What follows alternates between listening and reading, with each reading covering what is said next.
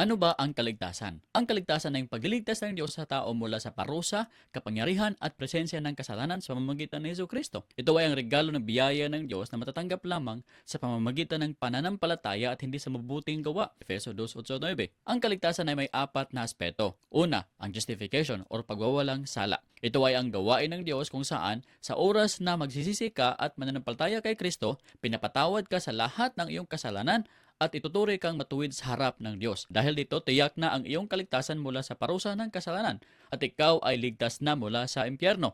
Pangalawa, ang positional sanctification o positional na pagiging banal. Ito ay ang kasabay na resulta ng justification. Sa pamamagitan nito, ituturi na tayo ng Diyos na banal sa harap niya. Ito ay isang nakapermeng katayuan na hindi nababago dahil ito ay nakabatay sa gawa ni Jesus doon sa krus. Hebrews 10:10. Pangatlo, ang progressive sanctification o patuloy na pagiging banal.